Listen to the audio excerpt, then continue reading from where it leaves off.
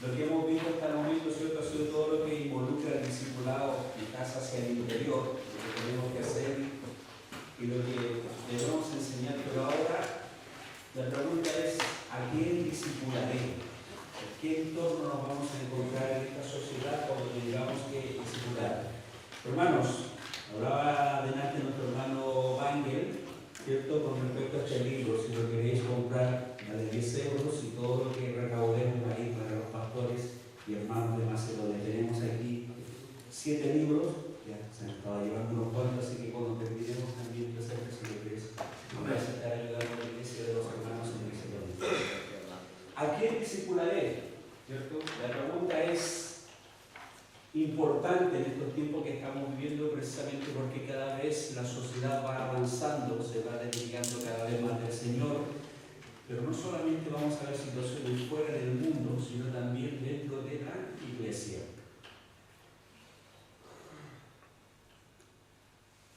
Me pasaba, no sé cómo funciona. Hay que poner ¿Ah?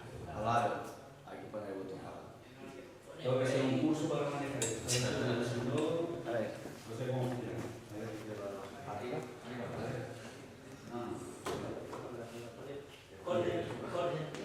Dice que tratamos de hacer acá con la mesa. Ahí sí. La puerta. La pregunta es: ¿a qué tipo de sociedad, de personas, de escenario me voy a enfrentar ahora para discipular en este tiempo? Avancemos. Pero tampoco funciona nada de ordenado. Lo importante, hermano, lo que tenemos que siempre recordar es que, como decíamos al principio, todo discipulado comienza con la salvación. De ahí empieza nuestro discipulado, nunca antes. ¿Seguimos avanzando? La pregunta es: ¿desde dónde empiezo a discipular? O sea, ¿a quién me enfrentaré? ¿Desde dónde empieza el inicio de mi discipulado con la persona que tengo frente? ¿A quién tengo frente a mí? ¿Quién es esa persona, cierto? Ese hombre, esa mujer, ese niño que está frente a mí diciendo creo en el Señor, pero ni siquiera lo conozco? ¿Sabes tú o no? ¿Cuál es el trasfondo intelectual, espiritual o filosófico del discípulo que yo tengo frente a mí? Porque la gente ya llega con un trasfondo religioso, espiritual, filosófico, lo que tú quieras, pero ya llegan con una enseñanza, no llegan en blanco ante ti. Y ahí, desde ahí tienes que decir: bueno, ¿cómo empiezo a discipular o qué hago? ¿No? Jesús, aquí hay algo importante. El significado de Jesús, la piedra angular. ¿Habéis oído hablar de esto? Jesús, la piedra angular, ¿cierto? ¿Qué es una piedra angular? Yo creo que todos tenemos un concepto, ¿cierto? Pensamos que la piedra angular es la última piedra que se pone en un edificio arriba. Siempre se nos ha enseñado eso. Pero lamentablemente esa no es la versión correcta. La piedra angular, hermanos, bíblicamente es la primera piedra que se ponía en una edificación, la primera piedra en el terreno. Y desde esta piedra se tomaba el largo, el ancho y el alto. Desde ahí tú empezabas a construir. No era la última piedra, ¿cierto? La construcción que siempre nos enseñaron esto, y que ponían aquí la piedra y esta era el Señor Jesús. Y ahí teníamos el resto de la construcción. No, este concepto es falso. Este es el verdadero. La piedra angular es la primera piedra de la construcción, y desde ahí se toma el ancho, el largo y el alto. Piensa que este concepto de coronando el edificio como este es un concepto que tienen muchos hermanos, la mayoría, pero en este mensaje, en este tipo de concepto, ellos han construido sobre el islamismo, sobre la metafísica, sobre el marxismo, sobre cualquier, y después encima le ponen a Jesús. Decir, no importa lo que yo piense, total, Jesús es el que corona todo mi sistema de pensamientos. Pero es al revés. Yo empiezo a construir desde la base del Señor Jesús. Dice la palabra: Jesús es la piedra angular, ¿cierto? Y los apóstoles y profetas empezaron a edificar sobre esa piedra. La pregunta siguiente que nos podemos hacer nosotros como cristianos es: lo que se está haciendo hoy día a nivel religioso. Esta es una pregunta que vamos a hacerlo para saber si lo que se está practicando es verdadero o falso dentro de una iglesia. Lo que se está haciendo ahora, lo hizo el Señor Jesús, lo hicieron los discípulos, lo hicieron los profetas. Si la respuesta es no, entonces lo que se está haciendo dentro de esa iglesia, por muy espiritual que sea, no es bíblico ni es cristiano. Muchos de los fieles que hoy día acuden a las iglesias son personas que han asumido y han aceptado elementos del budismo, del hinduismo, del judaísmo, la cienciología, el unitarismo, el islam, el ambientalismo, los mormones, el feminismo, la ciencia cristiana, la filosofía griega, el socialismo y el modernismo, sin percatarse que han creado su propia fe. Esto, han construido su edificio con varios ladrillos y encima le ponen a Jesús como para que cristianice lo que creen. Pero el verdadero cristiano empieza a construir desde acá. La primera piedra es Jesucristo y sobre esta yo empiezo a construir el resto de mi edificio espiritual, como lo construyeron los profetas y los apóstoles. Sigamos avanzando.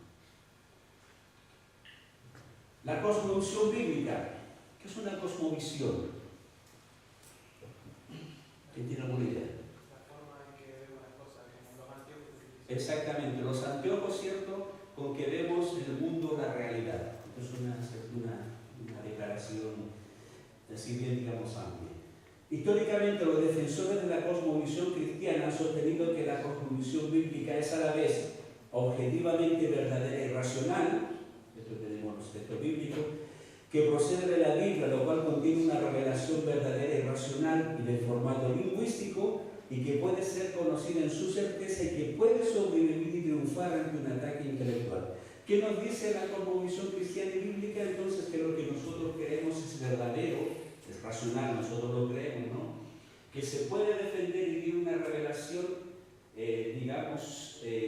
verdadera y lingüística, y que también lo que creemos puede sobrevivir a un ataque intelectual. Hoy día el cristianismo está siendo sometido a un ataque tremendo de todas partes, hermanos, por todas partes, incluso desde la misma religión, como lo vamos a ver. Entonces, nuestra cosmovisión es posible que la podamos defender, es defendible, esa es la palabra. Y aquí nos enfrentamos a dos tipos de escenarios, un escenario externo y el escenario interno, porque tenemos enemigos fuera de la iglesia, pero también hay enemigos dentro de la iglesia. Vamos, ¿cierto?, a avanzar en el escenario externo. Afuera tenemos el posmodernismo. ¿Qué es el posmodernismo? Alguien dijo una vez que la generación actual, la que estamos viviendo ahora, es una generación que escucha con los ojos y que piensa con los sentimientos. Escucha con los ojos y piensa con los sentimientos. Imagínate cuando tú ves un programa en la televisión o te venden un producto, ¿qué es lo que te ponen? Imágenes, colores, sensaciones, ¿cierto? Si tienes un coche guapo vas a conseguir todas estas chicas lindas, ¿cierto? Si te pones tal tipo de perfume, las mujeres más lindas te van a seguir. Te compran como 20 frascos de perfume, eso es mentira, nadie te sigue. Así que no hagas. Pero te venden este concepto, ¿te das cuenta, no? Y uno escucha con los ojos y piensa con los sentimientos. Si yo hago esto, aquello, me va a pasar esto. Y te venden las ilusiones, ¿cierto?, bajo este tipo de publicidad. También hay otro tipo de paradigma, incluso en la religión, que si esto funciona, esto es verdadero. Eso se llama pragmatismo. Si esto funciona, entonces tiene que ser real. Hoy día en las iglesias cristianas se utilizan muchas fórmulas, ¿no? Hoy día estamos en la época de las fórmulas religiosas. Si tú haces tal cosa y tal cosa, ¿cierto? Si haces estos 7 pasos, estos 21, multiplicas tanto por tanto, te va a resultar y la iglesia va a crecer. Pero eso, digamos, no tiene nada que ver con los principios bíblicos del Señor. ¿Por qué? Porque estamos viviendo un pragmatismo religioso, ¿cierto?, en que lo que importa son los resultados, tener gente, pero no importa si esta gente cambia, lo importante es que hagan multo. Entonces, el posmodernismo sostiene que la verdad está determinada por varias construcciones sociales que se han ideado para cumplir propósitos diversos.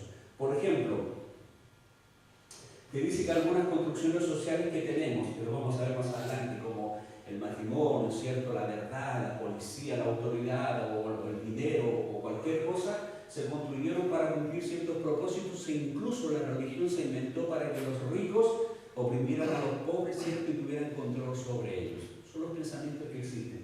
Las distintas culturas tienen sus propios juegos de lenguaje, los cuales describen la realidad de maneras muy diferentes. Esto significa, ¿verdad?, ¿cierto?, que hay ciertas cosas que en una cultura pueden ser pecado y en otras no pueden ser pecado.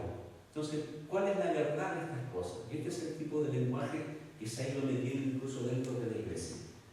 La verdad, aquí hay algunos pensadores y filósofos, ¿cierto?, más de algunos piensan lo siguiente, que han contribuido a crear este ambiente o este pensamiento de irrealidad, ¿cierto? De desorden, por así decirlo. Dice Michel Foucault, la verdad no tiene que ver con ciertos enunciados que se corresponden con la realidad, sino con la manera en que las distintas estructuras de poder definen la verdad. ¿Qué significa esto? La verdad, ¿cierto?, no tiene que ver con la realidad. Por ejemplo, si yo te digo, este es un libro, la realidad objetiva que ven mis ojos, esto es lo que ves tú, y lo que veo en el ancho, alto y largo, a mí me dice que esto es un libro. Pero alguien, un filósofo, puede decir, no, esto es una luna. ¿Por qué? No sé, pero él dice que es una luna, ¿me entiendes? No sé qué motivo tendrá que decir. La verdad ya no se corresponde, sino que simplemente cualquier estructura de poder puede definir una verdad para su propio beneficio. Después tenemos a Jacques Derrida, dice, los textos, ya sean religiosos o de otra índole, no tienen ningún significado objetivo, ¿cierto? Por tanto, no son ni verdaderos ni falsos, sino en sí mismos, sino que inherentemente son inestables y ambiguos. Es decir, él está diciendo a grandes rasgos que nuestra Biblia, nuestra amada Biblia, o cualquier texto religioso, no es ni verdadero ni falso, sino que es inestable y ambiguo. Es decir, cuando se refiere a algunas cosas, no sabemos si se refiere a algo en específico, ¿cierto? Y ese algo también se puede cambiar en beneficio del momento que se esté viviendo. Richard Rorty dice, las distintas comunidades usan su propio conjunto léxico, ninguno de los cuales se encuentra más cerca o más lejos de la verdad objetiva, pues esta no existe. Es decir, nosotros como cristianos tenemos nuestro propio conjunto léxico de doctrina, no nos movemos en esto, si te has dado cuenta hablamos igual, nos bendecimos igual, vas aquí a una iglesia en Chile igual te van a bendecir, ¿cierto? Que el Señor te bendiga, tenemos un conjunto. Pero este hombre dice que ninguna se encuentra más o menos o lejos de la verdad porque la verdad en sí no existe.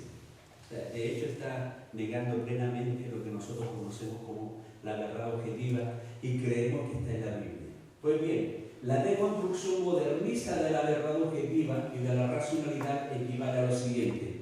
La verdad no se aloja en enunciados que corresponden a la realidad. Es decir, la verdad no está en la realidad y esto te abre el campo a la irrealidad y al subjetivismo.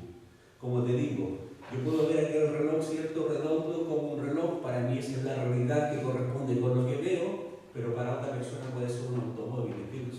Y esa es la verdad, la que él dice y la que yo digo.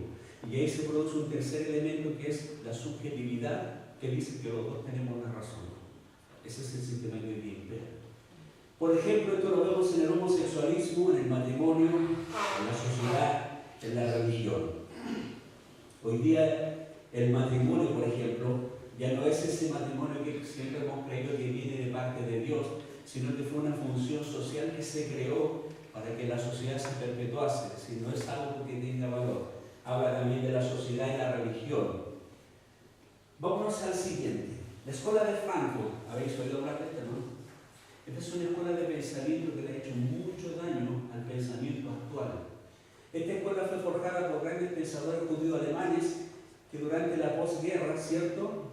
Esta posguerra que sentenció, por supuesto, a Europa y al mundo entero, con los denominados revisionismos. Después vamos a ver un ejemplo de revisionismo.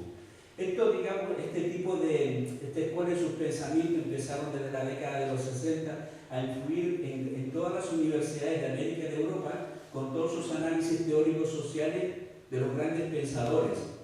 Ellos tuvieron mucha influencia en lo que fue la revolución hippie de los años 60-70. Hace el amor, no la guerra, ¿te acuerdas de esto? Y la guerra de Vietnam y lo que pasaba en aquel tiempo.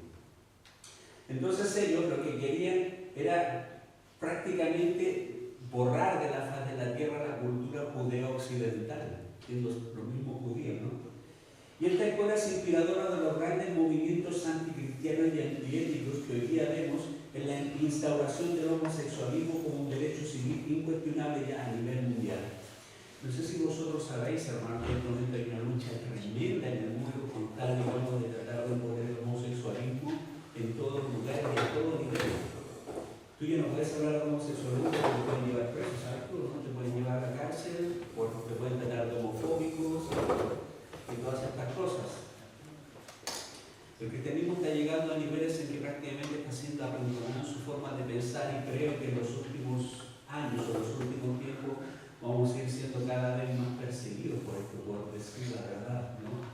digamos, ha llegado ya a una dictadura del género que se llama, en que la identidad de género es incuestionable. Por ejemplo, en Madrid, no sé si tú eres político o no, pero Cristina Cifuentes del PP está intentando sacar una ley en que todos los niños se les va a obligar a ser transexuales. No se les va a enseñar, se les va a obligar. Y desde ya están saliendo ciertos manuales de educación para que a los niños se les enseñe a ser transexuales. Y la ley dice, en uno de sus apartados, que si el niño en su momento decide no seguir con esto o el padre se opone, esa opinión no va a tener ningún valor. Es sí o sí.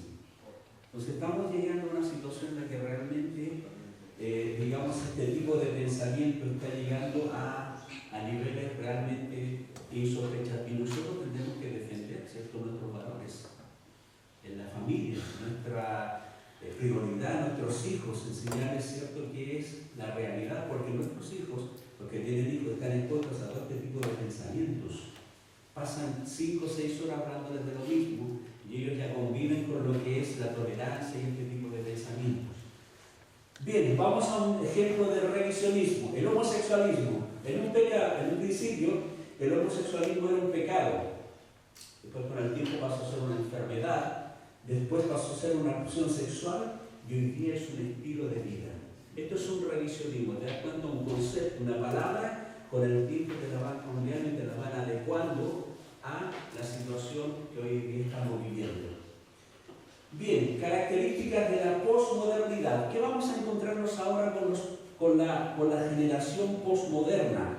Con la generación que hoy día estamos viviendo.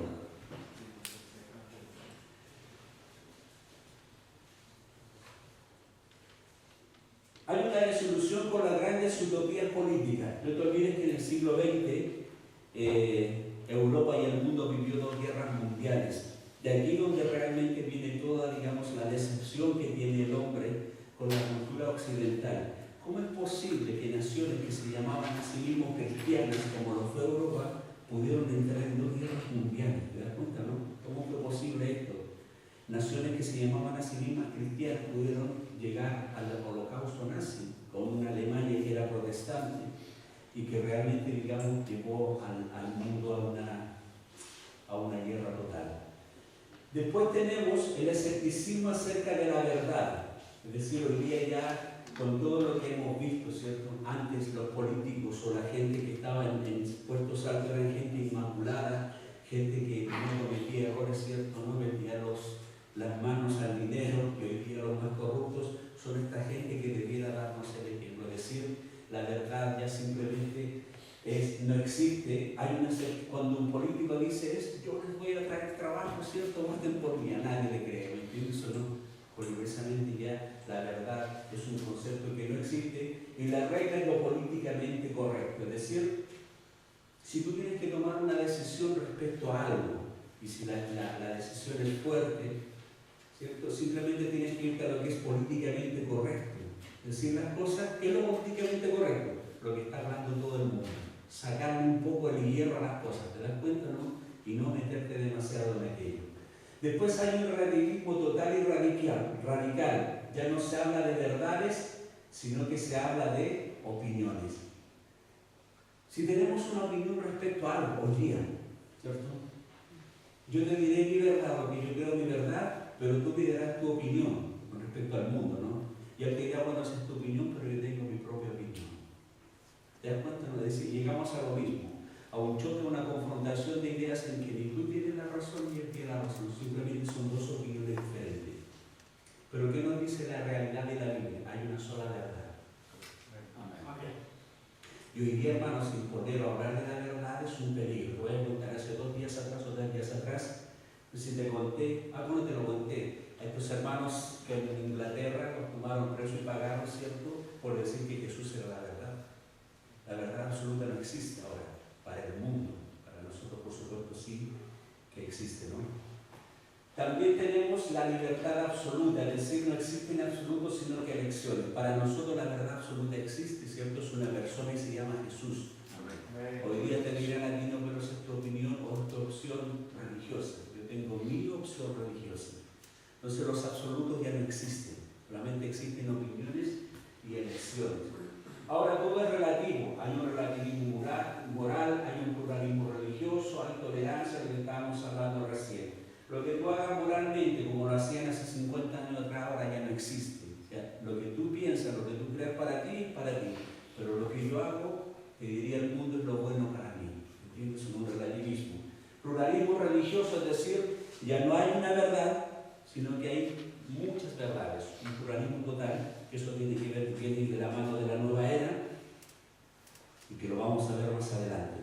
Esto se trata de ofertas de servicio al cliente, una especie de supermercado para necesidades espirituales. Si hoy día tú vas al mercado de la religión, vas a encontrarte una cantidad enorme de opciones espirituales, desde el tarot, la ouija, ¿cierto? El hinduismo, el budismo, el pilates y todas estas cosas, el yoga, pasando por la religión cristiana, el protestantismo, el catolicismo y todo lo demás. Hay para todos un buffet, ¿cierto?, de opciones religiosas.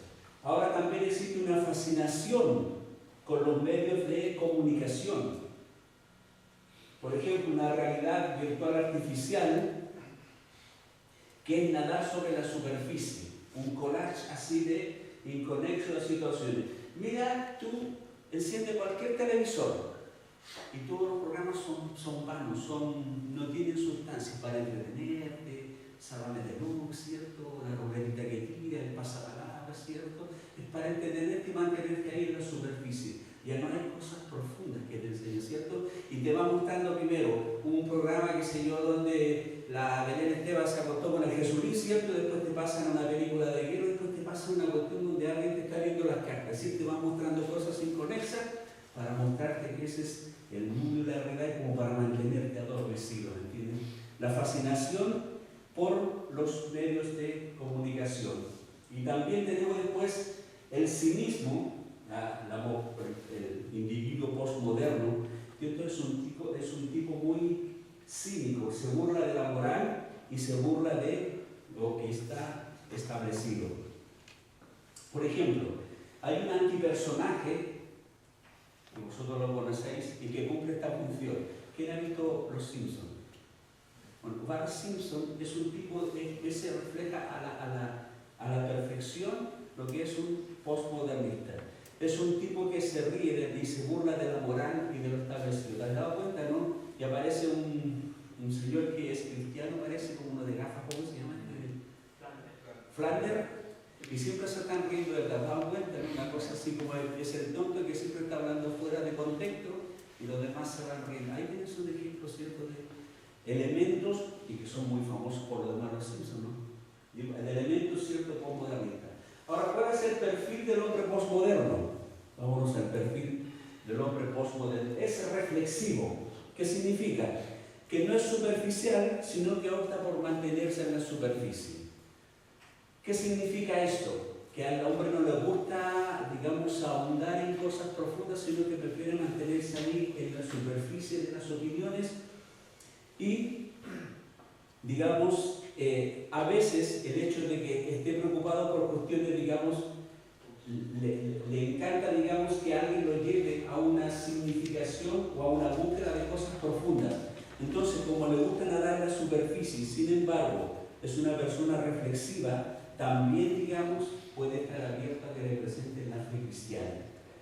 Y, aunque no está contento con la situación actual, no ve otro camino, pero anhela desesperadamente encontrar otro camino, otra alternativa que sea más válida. Y este, por supuesto, hermanos, es nuestro dilema y nuestra oportunidad. Hace mucho tiempo atrás, vosotros sabéis lo que es el ISIS, ¿ya? Este ejército islámico y tal. Hace un tiempo atrás se entrevistaron a una chica española porque ella se había ido al ISIS. Y le dijo, ¿sabes por qué me fui? Porque es la única religión que me ofrece desafíos. Imagínate. Aún siendo musulmana, pero los islámicos, hermanos, nosotros siempre ofrecemos instancias, nosotros siempre en las iglesias prácticamente parece ser que aconsejamos, ¿cierto?, a la gente a que sea cristiano. El Islam no te aconseja, te somete y te obliga y te impone desafíos. Y la gente hoy día, la gente joven especialmente, ¿cierto?, que a los 20 años lo han vivido, lo han tenido todo, y después les quedó toda una vida por delante, quieren vivir vidas con desafíos. Y aquí está nuestra oportunidad, ¿cierto?, de hablar del Señor. También el desconfiado, está desilusionado con el mundo y es inseguro. Le ha engañado a la política, las instituciones religiosas. En muchos casos los propios padres les han engañado, porque hoy día la cantidad de divorcios que hay incluso dentro de las iglesias cristianas es impresionante. Y aparte de eso también los medios de comunicación han engañado. Se vive traicionado, no espera nada. Para el hombre postmoderno, mantener relaciones o creencias fijas ya es ingenuo. Hace pocos días atrás, Scarlett, ¿cómo se llama? Johansson. ¿La actriz? Scarlett Johansson. Dijo, aquel que es monógamo, es decir, aquel que tiene una sola pareja, dice debe ser alguien que está enfermo de la cabeza o que no está bien de la cabeza. O sea, el ser monógamo, el tener una pareja para toda la vida, ya es para una persona que no esté bien de la cabeza. O sea, si una actriz de ese nivel está diciendo eso, porque te está diciendo cuál es el pensamiento de la gente ahora, ¿no? Bien, este hombre postmodernista, ¿cierto?, en su cinismo, no tiene héroes, pero admira a personajes populares del mundo, del cine, de la música, del deporte, ¿cierto? Y está pesimista con respecto al futuro porque se da cuenta que de aquí en adelante no hay nada. Por ejemplo, alguien dijo una vez, hay gente que hoy se da cuenta que ya no existen razones para seguir viviendo, personas a las que nada les satisface, no quieren saber nada de familia, de matrimonio, de iglesia o de cualquier otra asociación. Prefieren vivir una vida aislados, atomizadas, ¿cierto? Y vivir para sí mismos en la búsqueda de una libertad que les conduce con frecuencia a la depresión. Hoy día tenemos individuos aislados, hermano. Fíjate que súbete a un bus un día, toda la gente pegada de su móvil y nadie se preocupa de nadie. Se puede caer un anciano, una anciana puede ir de pie con bolsas y nadie le va a dar el asiento. Todos van preocupados, atomizados, es decir, siendo parte del elemento pero totalmente desconectados del resto de la realidad. Y es una sociedad, hoy día la sociedad de la comunicación, ¿cierto? Y estamos más descomunicados, incomunicados más que nunca. Este es el hombre postmoderno. También es un nihilista. La palabra nihilista viene de nihil, que significa nada o la nada. Tiene una ausencia de valor y verdad absoluta y se opone firmemente al dogma. Nosotros los cristianos vivimos en base a dogmas, a doctrinas, ¿cierto? Cosas establecidas y que nadie nos va a cambiar. Jesucristo es Dios, ¿cierto? Dios es eterno, la salvación viene a través de Jesús, Jesús es la verdad, un día iremos al cielo con Él, Él se hizo cierto hombre, murió y resucitó. Estas son verdades, dogmas para nosotros que nadie nos va a cambiar. Estas cosas el postmodernismo no las cree, el postmodernista no las cree. También es un hedonista. ¿Qué es el hedonismo? En la búsqueda del placer por el placer mismo. Hoy día tenemos una sociedad netamente hedonista. Llega el fin de semana y ¿qué hace la gente? Lo primero que se hace, cambiarse ropa, a una discoteca, ¿cierto? Un bar, a pasarlo bien y ver cómo hacemos de un viernes un San Lunes, ¿cierto? Hedonismo, buscar placer y por ese placer encontrar la felicidad. La vida gira en torno a sí mismo y ya no existe el otro, sino que vive solamente él para sí mismo.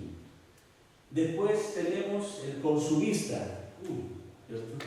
La cantidad de malls, de Festival Park y de cosas que tenemos. Si tú vas a cualquier hora, vas a encontrar a gente comprando, ¿cierto? Cualquier cosa, pero la idea es comprar. Casi todos los sueños del hombre moderno se pueden encontrar con dinero.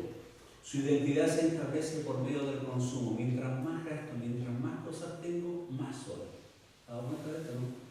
A veces se ha dicho que aquí en España hay crisis, pero tú vas a cualquier supermercado y a cualquier tienda, está lleno de gente, ¿verdad? Todo. El consumo a mí me hace, que no es mi identidad como persona, sino que es lo que yo consumo. Eso es lo que me va a hacer. Esta es la sociedad que estamos viviendo. También el hombre postmoderno es irresponsable y escapista. ¿Qué significa? Que renuncia a tener responsabilidades o a adoptar compromisos. Hoy día te has dado cuenta cuando se hacen protestas, exigimos nuestros derechos. Pero has visto una protesta donde digan, exigimos nuestras obligaciones. Hoy día todo el mundo exige derechos, pero nadie dice bien dónde están mis obligaciones y mis deberes. Porque el hombre postmodernista, digamos, rehuye a adoptar compromisos incluso de mediano plazo. Hay una actitud pasota, indiferente, inconstante sinsentidos, su desorientación, acudiendo como escape a multitud de entretenimiento. Hoy día tenemos música, internet, videojuegos, TV, drogas, alcohol. Prefiere escapar, disfrutar del momento, aunque sea virtual.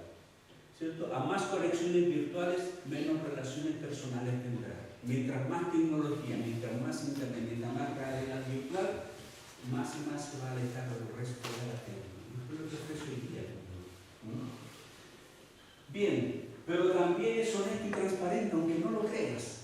Este hombre modernista por lo menos reconoce la bancarrota del mundo moderno con sus pretensiones y ambiciones. Es decir, aunque tiene todo esto, sin embargo reconoce y dice, oye, nada nos ha funcionado hasta el momento. Si esto lo podemos, digamos, usar nosotros para llevar el Evangelio. Decirle, oye, algo funciona. Pienso, no está todo perdido. Y es ahí que tenemos la oportunidad nosotros para llevar ese Evangelio. Bien. La influencia del posmodernismo en las doctrinas cristianas, aunque tú no lo creas, el posmodernismo sí ha influenciado la doctrina cristiana y de forma muy negativa. El cambio de las metas en la mente del hombre de la posmodernidad se dejó de anhelar la eternidad y la bienaventuranza de la vida eterna por la comodidad temporal de la tierra. ¿Qué tiene Mateo 6, del 19 al 21, verdad? Oye, os veo muy silencioso por el tema, está muy bueno, está todos durmiendo, no lo sé, pero pero digamos, esto es lo que vamos a enfrentarnos, hermanos, en nuestra realidad. Y de aquí vendrán los discípulos que el Señor enviará para que sepamos el entorno del cual viene mucha de esta crisis. Mateo 6, 19 al 21, ¿qué dice?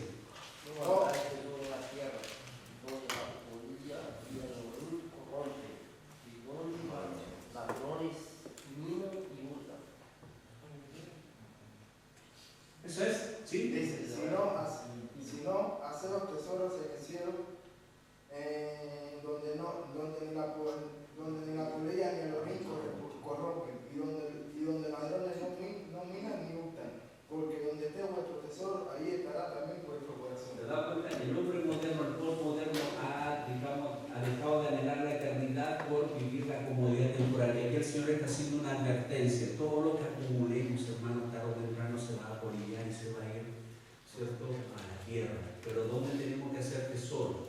Es en el cielo. Allí nunca, porque cierto, invirtamos allí, nunca se va, digamos, a desgastar. Ahora se han redefinido gran cantidad de conceptos bíblicos basados en la sola fe y se ha demostrado una fe de tipo natural que es inferior a la fe bíblica.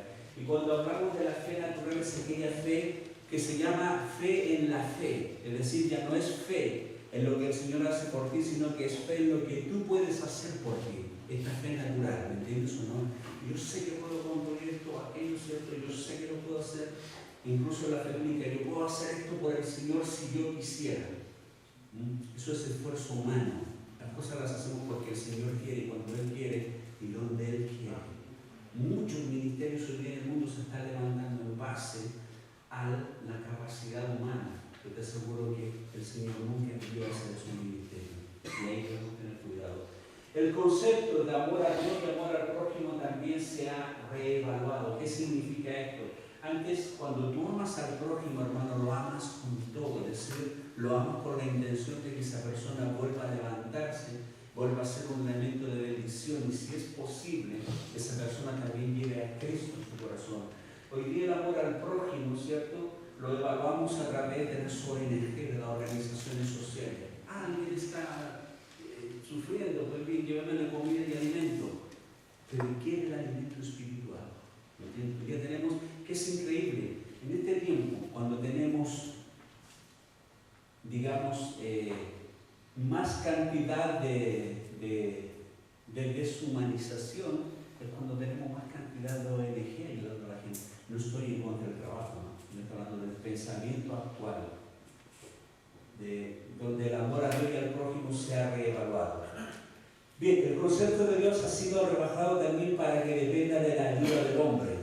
Dios, el anciano acorralado en un rincón del universo y no soberano.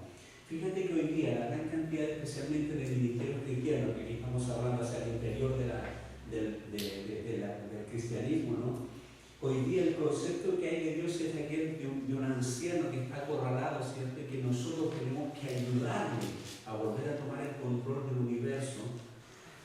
oraciones, mediante ayunos, mediante guerra espiritual y todo esto. No estoy en contra de esto, ¿no? Pero la forma en que se está haciendo no es lo correcto.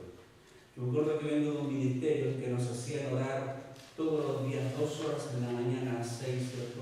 Porque había que orar para que Dios pudiera tomar el control del mundo y la maldad no avanzara. Este es el mensaje que se está enviando. Y esto, en esta posición, ¿en qué colocamos a Dios? Como aquel anciano que está arrinconado, ¿cierto? Que Satanás lo tiene prácticamente en el rincón del universo y que Dios ya no haya que hacer por la tierra. Dios es soberano, hermanos. Dios no está arrinconado en el universo ni está perdiendo la batalla. Amén. Dios tiene cada acto de la historia del hombre, lo tiene controlado. Veamos el libro de Job. Ahí hay un escenario. Dice la palabra que ahí se presentan todos los espíritus, ¿cierto?, delante del Señor a dar cuenta de lo que están haciendo. ¿Quién es el que está dirigiendo la reunión? Dios, el centro del escenario. Los demás espíritus, buenos y malos, lo están rodeando. ¿Quién es el que hace las preguntas? Dios, ¿cierto? ¿Qué hace? Le pregunta a cada uno lo que está haciendo. Satanás es un espectador más ahí. Él responde lo que se le pregunta y hace solamente lo que se le permite. Ese es el escenario, hermanos. ¿Entiendes? Dios no está arrinconado ni está perdiendo la batalla. Por mucho que la maldad avance, Dios sigue teniendo control del universo. Ni aunque hagamos 10.000 oraciones, a Él no le vamos a ayudar en nada. Por supuesto que las oraciones sirven, no estoy en contra de esto, ¿no? Y mientras más oremos, también el reino avanzará. Amén. Pero es importante saber que es el Señor el que tiene el control de todas las cosas, desde la eternidad y hasta la eternidad. Nosotros somos colaboradores y embajadores de Él, con su poder para llevar su mensaje. Muy bien, seguimos avanzando. La nueva era. ¿Habéis oído hablar de este término, no? La New Age. Significa tiempo nuevo o periodo nuevo. Es una mezcla híbrida de fuerzas espirituales, sociales, políticas que van desde la psicología, la teología y hasta cualquier tipo de disciplina. No es una secta, tampoco es un culto, no existe alguna iglesia que se llame Nueva Era, sino que es un movimiento vinculado a prácticas religiosas orientales, ofreciendo una mezcla de espiritualidad y superstición, una manera de pensar que se ha incrustado en todas las áreas de la vida del ser humano. Sus raíces provienen del ocultismo antiguo y tiene vínculos históricos con las prácticas religiosas de Sumeria, la India, Egipto, Caldea, Babilonia y Persia. La nueva era, hermanos, lo vemos en todas partes hoy día, ya lo vemos en todas partes. Vemos el mandala por ahí, ¿cierto? Vemos este símbolo del yin y el yang, vemos, ¿cierto?, las clases de yoga que se hacen, las películas incluso que se hacen, La Guerra de las Galaxias, que la vi, también me encanta esa película, pero ahí tenemos nueva era por todas partes, la fuerza te acompaña, ¿cierto? Todos estos son pensamientos de nueva era. Y muchas cosas más, ¿cierto? El hecho de decir que el universo es un gran organismo, ¿cierto?, que todos pertenecemos a él. La tierra, los vegetarianos, los grupos ecologistas, todo esto viene de aquí, de este concepto de la nueva era. Y si lo tenemos claros, podemos saber a quién tenemos también al reino. Bien, seguimos avanzando. Une el autoindulgente materialismo de Occidente con la espiritualidad budista e hinduista de Oriente. Toma principios de todas las religiones, incluso tú miras algunos conceptos de la nueva era son muy parecidos al cristianismo, incluso hasta te pueden confundir. Es una transferencia de la cosmovisión teísta cristiana al monismo pagano y panteica. ¿Qué significa? Nuestra cosmovisión, ¿cierto?, la forma de ver el mundo siempre ha sido, ¿cierto?, del teos, del Dios que domina el universo. Y ellos lo llevan a un monismo, ¿cierto?, a un mundialismo pagano y panteísta, es decir, primeramente pagano porque a todas las cosas les conceden divinidad, y panteísta porque para ellos todo es divino. ¿Has oído hablar de los términos del hermano, del Dios Sol, ¿cierto?, de la hermana Tierra, ¿cierto?, de la madre Tierra, ¿cierto?, o de qué sé yo, de mi amigo el agua? Te das cuenta que a todo lo que es natural le imponen una condición divina.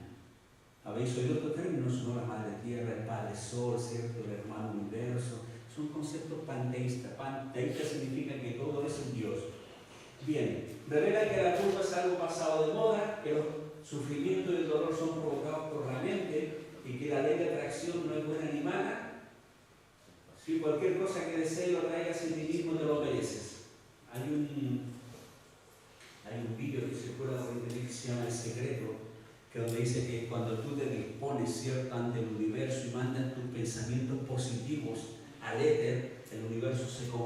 locura, ¿cierto? Y todos esos pensamientos te los devuelve a ti en bendición. Esto lo vemos también en las prácticas cristianas. Cuando alguien te diga, hermano, lo que veas, visualízalo, reclámalo y pídelo a Dios, eso es nueva era cristiana, hermanos. Eso no es cristianismo. Y lo vemos mucho en día, en las iglesias especialmente. El potencial humano se ha convertido en potencial divino, adoptando los atributos únicos de Dios el Creador. ¿Qué significa esto? Que nosotros somos en el fondo pequeños dioses. Eso es lo que te quiere decir la nueva era. Tú eres un pequeño Dios, eres una chispa divina, ¿cierto?, en un cuerpo, y el Señor desde ahí, o Dios, o el universo, el cosmos, un día te llevará en tu unidad a Él y serás una gran masa cósmica. Estos son los principios, ¿cierto?, que nos dice la nueva era. Basa su filosofía en el cambio astrológico desde la casa de Piscis, ¿cierto?, que era el símbolo del cristianismo, una verdad y que predomina lo masculino, y que ha quedado atrás y ahora pasa a la casa de Acuario, donde hay muchas verdades, predomina lo femenino y de aquí viene la liberación femenina. ¿Quién ha escuchado la canción Acuario? ¿Te acuerdas de esa canción o no? Años 60. Bien, precisamente se refería a esto, que era un cambio desde Piscis. Vosotros sabéis que según los astrólogos nosotros vivimos en 12 casas estelares, que ahí están los 12 signos del zodiaco, ¿no? Y que hasta más o menos, digamos, cada 2000 años, o cada cierta era que no me acuerdo, vas cambiando de casa. Estamos viviendo en la casa de Piscis, ¿cierto?, que Piscis es el símbolo del cristianismo, y el cristianismo tiene una sola verdad y predomina lo masculino, porque aunque Dios no tenga sexo en la Biblia, pero te habla desde una perspectiva masculina, ¿te das cuenta? Y ahora pasamos a la era de Acuario, lo que estamos viviendo ahora. En Piscis, ¿cierto?, hay un solo pez, una verdad. Pero en un Acuario, ¿qué hay? Muchos peces. Entonces hay muchas verdades, hay muchos conceptos, y predomina aquí en la casa de Acuario, predomina lo que es femenino. Y de aquí viene el concepto de lo que hoy día vivimos tan fuertemente, que es la liberación femenina, que hemos oído hablar de esto, ¿cierto? Por eso es un concepto filosófico que hoy día está impregnado en todas partes. Ahora no sé si entendemos un poco más la sociedad y todo lo que se ve, ¿no? La liberación femenina, esto de la violencia machista. Cuando un hombre le da un golpe a una mujer es normal, no lo vamos a hacer. Pero ¿sabías tú que más del 47% de las violencias intrafamiliares son de hombres? 47%. Y de todas las denuncias, el otro día decía un juez, el 100% de las denuncias que se hacen, el 95% quedan sin resolver. Porque hoy día ni siquiera puedes mirar a una mujer ni con una pestaña, ¿sabes? No estoy, hermano, no estoy diciendo que llegues a otra casa y conquistes a otra esposa, no estoy a favor de eso, no lo vamos a hacer. Pero hoy día, digamos, el concepto feminista es más fuerte de lo que pensamos, y aunque tú tengas la razón, no te la van a dar, porque el contexto cultural dice que, ¿cierto?, de acuerdo a esto, hay que encontrar la razón a la mujer, que no tenga la verdad o la razón, porque este es el concepto que sigue de la cultura. No sé si lo entendéis, ya si me hice entender bien. Sigamos avanzando. Bien, ¿cuáles fueron las fases de alejamiento de la verdad y cuál fue el proceso de infiltración de la fe? Esto se hizo por etapas, ¿no creas que esto llegó así inmediatamente y se hizo? No. Esta gente trabaja a plazo y a través de los años. Primeramente dijeron, a la iglesia no la aceptamos, pero sí aceptamos a Cristo, o a un Cristo, o al ungido. Fue una etapa de penetración en la secta de origen cristiano, y fue una etapa de descrédito de la iglesia y de los sacerdotes. Es decir, la iglesia como institución no la aceptamos, pero sí aceptamos a Cristo, o a la palabra Cristo. Vosotros sabéis que no es el nombre del Señor, sino que Cristo es un título. Cristo significa ungido, ¿no? Digamos, la iglesia como institución no la aceptamos, pero sí aceptamos a portavoces ungidos, ¿no? De aquí donde viene precisamente la etapa de crédito, cuando la gente decía, yo a los curas no les creo nada, ¿te acuerdas o no? Esta fue la primera etapa de descrédito que empezó. La segunda etapa decía, Cristo no, pero Dios sí. Es decir, abandonan el primer precepto que aceptaron, ahora lo niegan, pero ahora aceptan a Dios. Decir, ya no queremos un ungido, sino que queremos a Dios. Pero Dios ya no es el Dios cristiano, sino que es una etapa en que empiezan a meter a diferentes dioses orientales. No se capta la idea, cómo va cambiando el concepto. Después, a Dios lo rechazan, pero sí queremos religión. Esto es una etapa de penetración, ¿eh? en el tipo de pensamiento religioso occidental. Aquí, cuando quieren religión, ya no es la religión cristiana, sino que pensamientos, ¿cierto?, o políticas se convierten casi en una religión. Por ejemplo, los asuntos seculares se convierten en cuasi religiosos. Por ejemplo, en la política del marxismo, en la ciencia, tenemos ahí, no le puedo explicar. El freudismo, digamos, es Sigmund Freud, ¿no? Digamos, digamos esto del psicoanálisis, ¿cierto? Y el comienzo del movimiento del desarrollo del potencial ilimitado del ser humano. Hoy día, ¿cierto?, el marxismo ha influenciado mucho en la política occidental, especialmente, en varios aspectos. El freudismo, ¿cierto?, el pensamiento de Freud también ha influenciado, porque Freud negaba lógicamente a Dios y decía que los desórdenes del ser humano eran más de la mente, ¿cierto? El pecado era un desorden mental más que algo que se había hecho contra un Dios, y el desarrollo del potencial ilimitado del ser humano. En el fondo tú eres un pequeño Dios. Uno de los grandes propulsores de este tipo de desarrollo potencial dentro del cristianismo es Joel Osteen. ¿Lo habéis escuchado de él? Es un promotor de eso, pero en el fondo es un promotor de un potencial humano basado en tus propias fuerzas y no en el poder del Espíritu Santo. Bueno, no eres el único, hay mucho más. Si se los nombro, algunos me van a pegar, así que me quedo pegado mejor, ¿no? Y la religión al final, que aceptaban, ¿no?, pero ahora la sacralidad. ¿Qué significa? Al aceptar la sacralidad se empieza a promover muchas creencias y prácticas del ocultismo que ya son promovidas como sagradas, y aquí ya estamos plenamente en la nueva era. Hoy día, hermanos, hace un tiempo atrás leí un artículo de la Iglesia Católica que ellos, bueno, lo digo como lógicamente como una noticia, ¿no? Digamos, dice que ellos a nivel mundial tenían 20 sacerdotes exorcistas a nivel mundial. Hoy día tienen más de 2.000, porque la cantidad de gente poseída es impresionante y aumenta cada día. Es decir, la gente ya está, el mundo postmoderno, el actual, está buscando nuevas respuestas espirituales. El cristianismo ya no les hace, ¿entiendes o no? Y va buscando las respuestas y se está acercando peligrosamente y está traspasando límites que nunca debió traspasar, a través del tarot, de la ouija, ¿cierto?, de la meditación trascendental, de los viajes astrales, y todo este tipo de cosas, ¿cierto?, contacto con otras entidades. No sé si hay visto este programa de televisión, Buscadores de Fantasmas y todas estas cosas. Te das cuenta que ya la gente está jugando con lo paranormal, se ha convertido en un show, buscar sensaciones, ¿cierto?, con seres espirituales o portales abiertos, portales dimensionales, se llama, ¿no? Estamos viviendo tiempos realmente espectaculares. Como dijo un amigo mío, estamos viviendo tiempos horripilantemente hermosos. Horripilante por lo que estamos viendo, pero hermoso porque la palabra se está cumpliendo y el Señor viene pronto. Este es un ejemplo del Dios de la nueva era. Vamos a ver si entendemos ahí, podemos ver algo. Dios es hombre y mujer, Dios es animal, vegetal y mineral. Un Dios con la capacidad de entender y perdonar toda desviación humana, ¿cierto? Un Dios interconectado con toda la vida que palpita en el planeta. O sea, no es el Dios trascendente que está sobre la creación, sino que ahora todo es Dios, la piedra, la roca, el agua, ¿cierto?, el mar, el sol.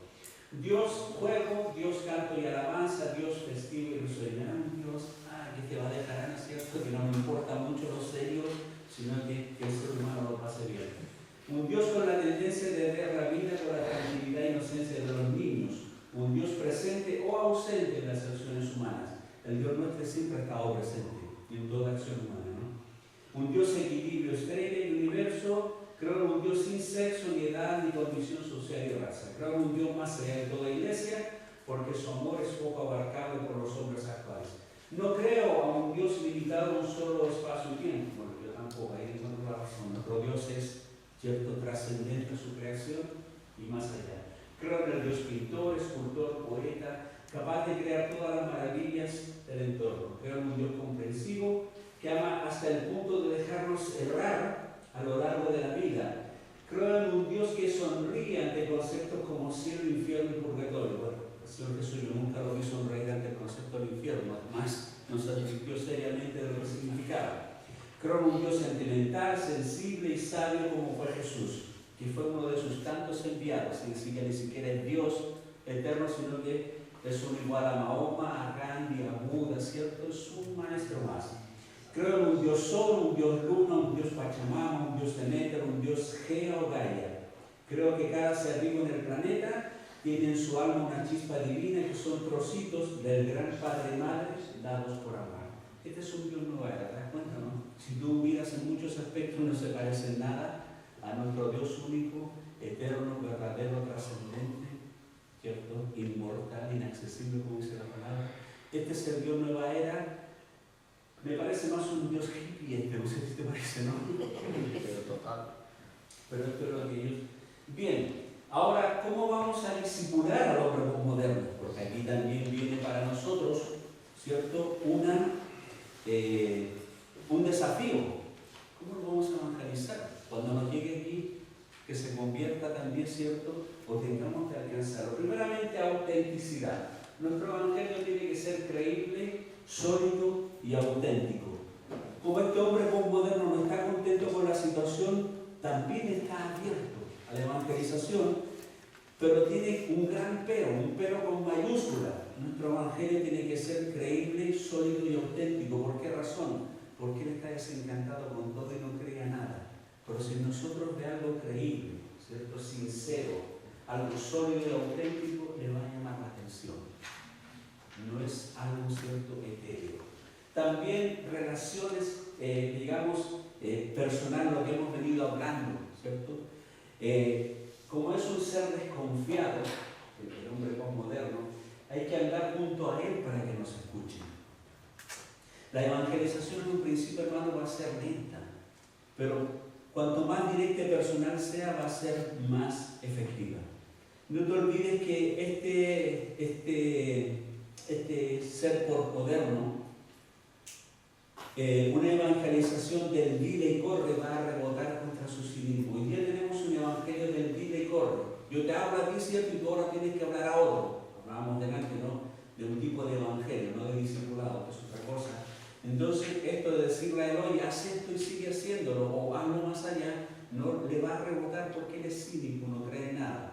Cuando vayamos caminando junto a él, cuando estemos al lado de él, cuando vea nuestra vida, él va a empezar a creer y va a empezar a ver que existen cosas que son concretas y reales. Ahora, las pequeñas comunidades que contrastan con la sociedad en la que existe la fe compartida, el calor humano, la razón fraternal, una apertura a los forasteros, esto le va a llamar mucho la atención. Fíjate que en el día actual, aunque no lo creas, las iglesias grandes no van a servir absolutamente de nada. Son las pequeñas congregaciones las que van a llevar a mucha gente. Algunos dicen que iglesias de 50 y 70 miembros van a ser ideales para que esta gente se convierta. ¿Sabes por qué o no? Porque esta gente es aislada, no quiere saber nada del mundo ni cree en nada. Entonces, llegar a una iglesia que tiene 2.000 o 5.000, él se va a perder en el número y simplemente va a ser una organización más. Pero ¿qué pasa en una iglesia pequeña? Él se va a sentir identificado, se le conocerá por el nombre, alguien sabrá de su necesidad de meter y verá un evangelio más familiar, que es lo que él no tiene. Estas iglesias son las que van a triunfar en el futuro, y eso debemos tomarlo muy en cuenta, ¿no?, para esta sociedad que estamos viviendo. Si el Señor no viene mañana, por supuesto, lo veremos. También debemos tener creatividad de nuevo, es decir, apuntar a sus verdaderas necesidades, hablar a sus temores y esperanzas más profundas. Este hombre, hermanos, aunque sea como sea y lo veamos, él también tiene necesidades, tiene temores y tiene esperanzas. Aunque esté desilusionado, hoy día el mundo como moderno, ¿cierto?, escondido en su tecnología, también tiene necesidades. Y dedicarnos a ellas. Hablar profundamente y descubrir su corazón. Y sabrá que hay alguien que se entera por él, hay alguien que está interesado en él. Bien, también debemos tener creatividad, por supuesto. Veíamos el caso de Abraham, ¿te acuerdas delante? Plantó un árbol, levantó un pozo, y esa fue la creatividad evangelística que él tuvo para traer. Debemos pedirle al Señor que nos dé creatividad para llegar a este tipo de personas y, por supuesto, confiar en el poder de Dios, hermanos. Por sobre todas las cosas, confiar en el poder del Señor. ¿Qué significa esto?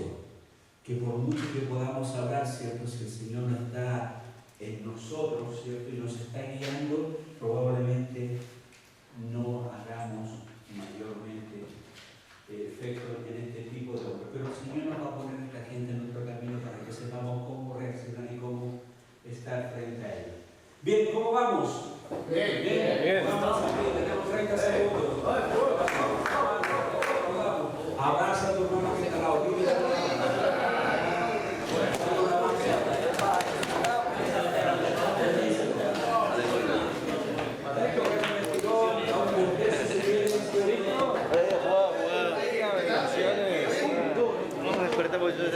Sí, estaba saludando, así ya. Esta hora que me descubría por acá.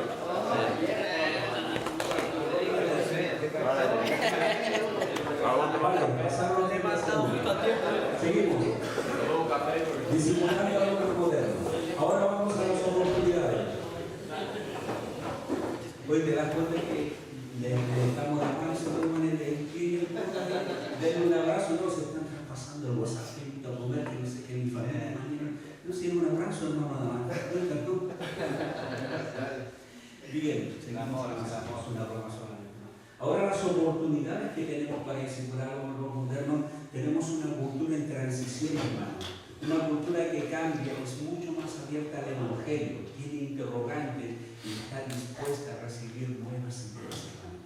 Alguien dijo una vez, envolvamos en una envoltura atractiva el mismo viejo mensaje original de siempre, que Cristo te ama, ¿te das cuenta, no? Pero pongámonos a la actualidad. También hay un vacío ideológico. Se ha adaptado, pero no por una nueva posición ideológica, sino por no asumir ninguna. Es decir, este hombre ha optado por no asumir ninguna posición ideológica. Si tú le preguntas a alguien sobre política, religión, le da lo mismo, pero como ninguna le interesa, ¿cierto? Como aquí se trata, por supuesto, de el divorcio de todas las ideologías y de divorciarse de cualquier dogma o de cualquier religión. Y nosotros debemos aceptar este reto de llenar ese vacío que el hombre tiene, porque aunque no lo creas, también tiene necesidad. ¿Qué dice la palabra? Que Dios puso eternidad en el corazón del hombre. Y voy a poner un ejemplo aquí. Vosotros conocéis yo siempre pongo este ejemplo, ¿no? ¿Conocéis los panales de abejas? ¿Quién dijo de una vez? Sí. Ya, los panales de abejas más o menos son así, te has dado cuenta de dónde van las celdas que se llaman, o celdillas. Son como un balón de fútbol, te has dado cuenta, ¿no? Vos sabéis de lo que estoy hablando, ¿no? ¿Sí? El panal, ¿qué es la mía? ¿Ya? Tú dibujas bien, ¿eh? ¿Qué es la mía? ¿Cómo? ¿Ah? Dibujas muy bien. No, si dibujo bien, así. Si alguien cree que dibujo bien, yo lo bendigo. Si no hubiera dicho que un panal de abejas, Pero no quería Otra vez la pared, ¿cierto? Bien, yo siempre he pensado lo siguiente, dice la palabra del Señor que Dios puso eternidad en el corazón del hombre. Eso lo dice, ¿dónde lo dice? ¿Verdad? ¿Qué significa? Nosotros podemos, imagínate que este es el corazón del hombre, imagínate. Nosotros podemos llenar muchas de estas celdas con muchas cosas, que son cosas normales y lógicas. Tu familia, ¿cierto? Tu trabajo, tu deporte, tus hijos, tus hobbies, ¿cierto? Lo que quieras. Pero hay una celda dentro de tu corazón que solamente la puede llenar Dios y nadie más. En todos los hombres, en todos, sea uno pecador, ¿cierto? Sea cristiano o no. Y esto, nosotros a veces, cuando no somos cristianos, lo llenamos con cualquier cosa.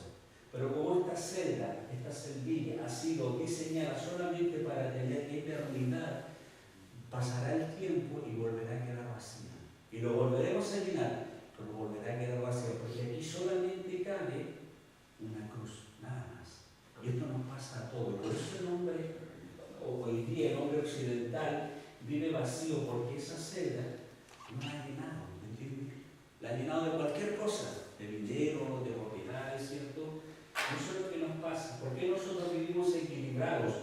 Porque esta celda la ocupa el Señor y el resto de cosas giran en torno a la cruz. ¿Entiendes? Este es un hombre moderno. Como él tiene un vacío, ¿cierto?, ideológico, ahora nosotros tenemos que aceptar este reto de llenar ese vacío que él tiene con la cruz del Señor, con el Evangelio.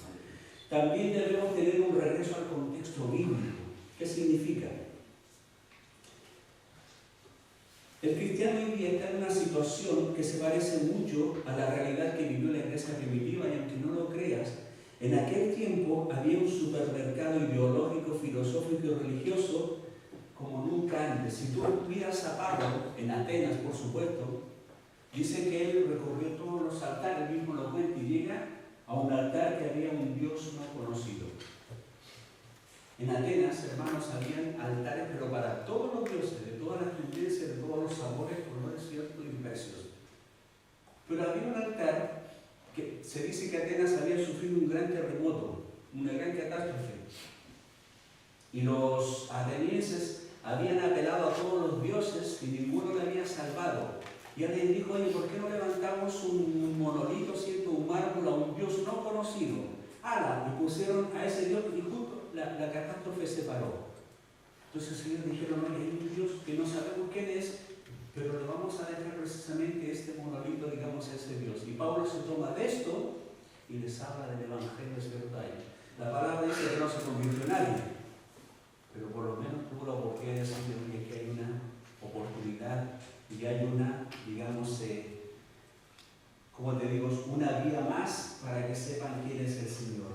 Ellos tenemos que regresar a este contexto bíblico, hermano. Esto no es nuevo lo que estamos viviendo.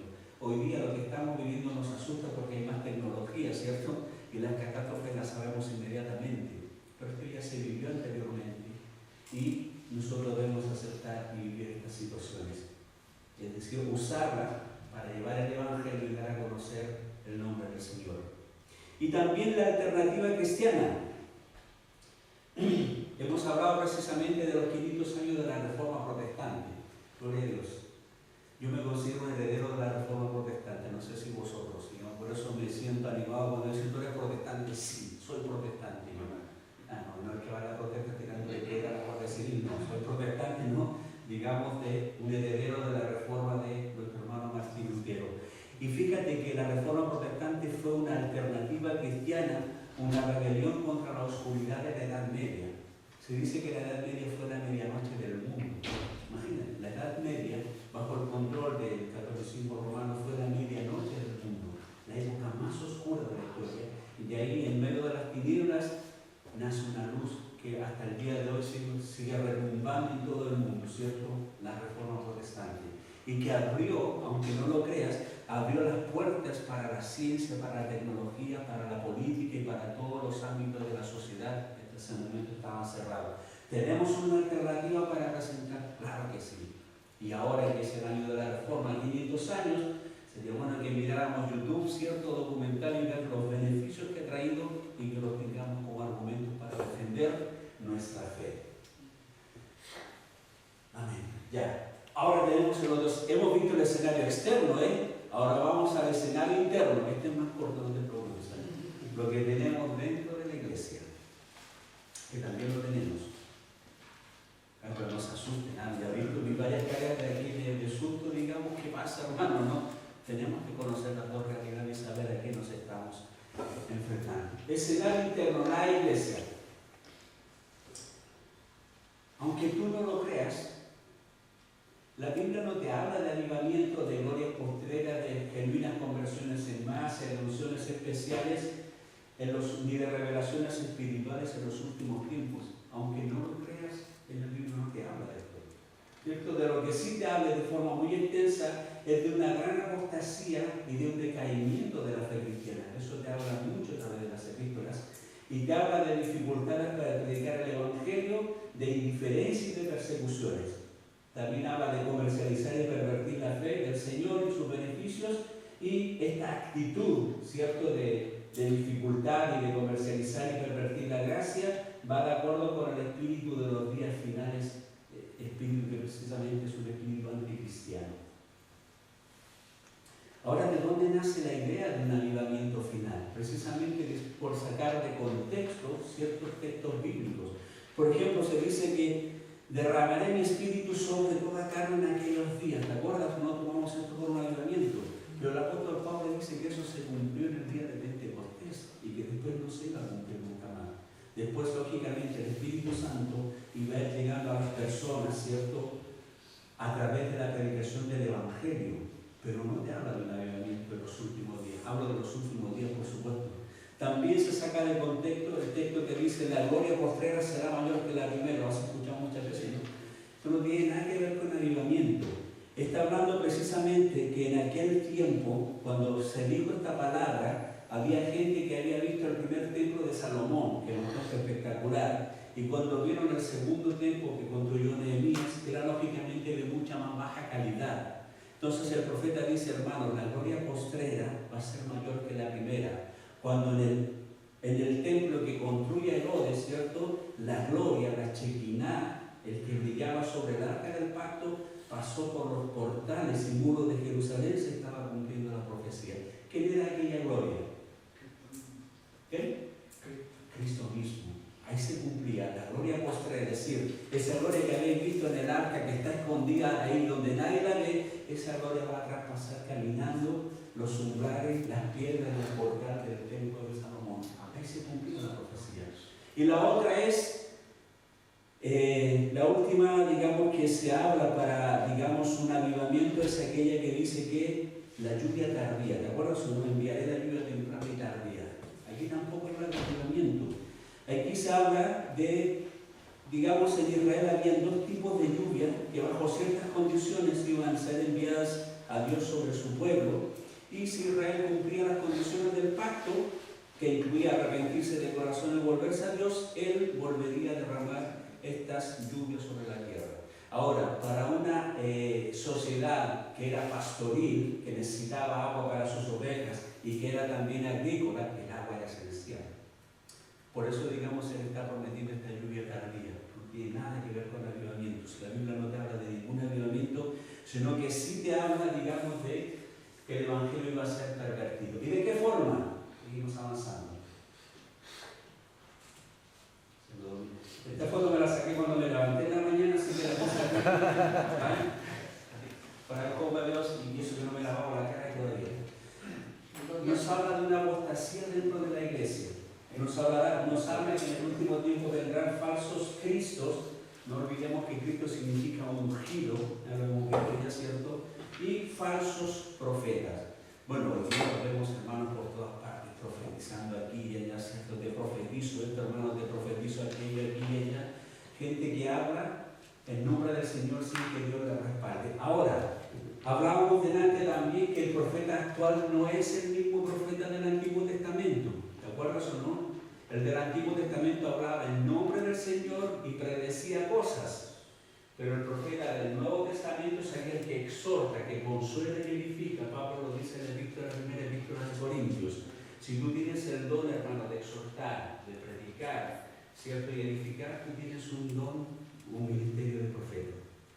Pero no salgas así vestido de blanco, ¿cierto?, con barba y profetizando duernos relámpagos y inundaciones, vas a ser el ridículo. No, ese profeta no existe ahora.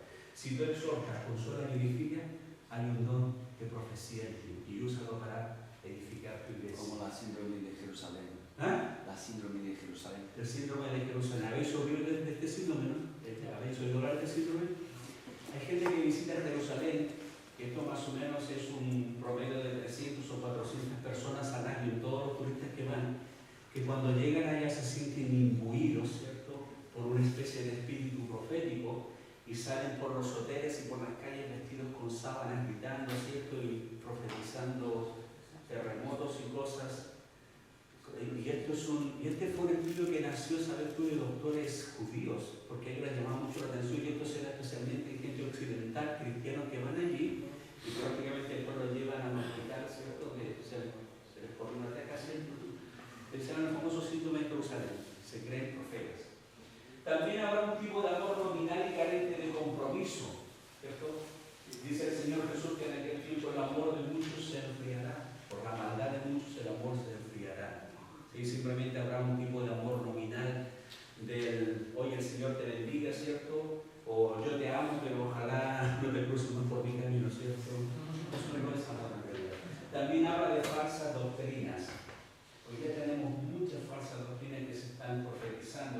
que se están llevando al nivel de la doctrina bíblica, ya vimos lo que era doctrina, ¿cierto? Y que se están enseñando cómo creerla de ellas. También tenemos la manifestación del hombre de pecado, como habla Pablo en 2 Tesalonicenses, ¿cierto? Un espíritu anticristiano que se iba a levantar, que se iba a poner en lugar de Dios, a dictar leyes como si él fuera Dios. También habrá apostasía. ¿Qué es la apostasía?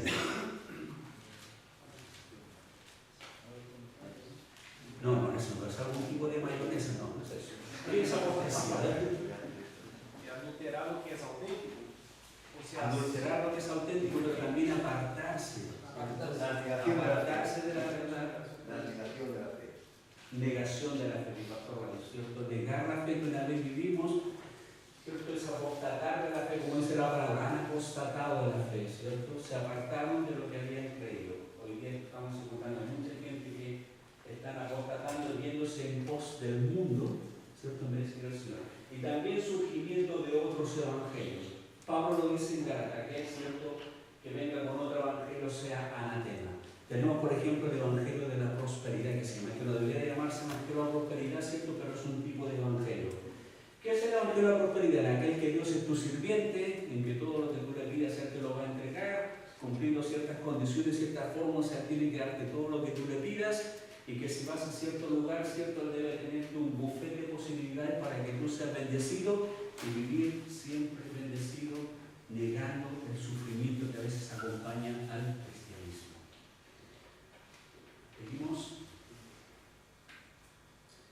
Seguimos con la apostasía dentro de la iglesia. Los fabulistas de la palabra. ¿Sabe lo que es? Pues ya vemos lo que era una fábula. ¿Sabe lo que es una fábula? No una fábula, una fábula. Es un cuento que lleva un mensaje moral, que lleva en el fondo una cuestión. Por ejemplo, yo siempre lo digo, esta es la fábula de la zorra y el cuervo. Esopo es un gran fabulista griego, no sé si habéis leído de él, es uno de los grandes. Aquí en España tenemos a José Zorrilla, digamos unos escritores antiguos de los siglos XVI y XVII. ¿Y qué dice? Supongamos la fábula de la zorra y el cuervo. Hay un cuervo que se roba un trozo de queso, se va volando un árbol, ¿cierto? Y ahí empieza a comérselo. Llega una zorra por debajo, lo queda mirando y empieza a alabar al cuervo. Oh, señor cuervo, tú eres la más grande de las aves, ¿cierto? Tu canto es magistral, no sé qué, no sé cuánto. Y el cuervo, al sentirse alabado, abre el pico para cantar. ¿Y qué pasa?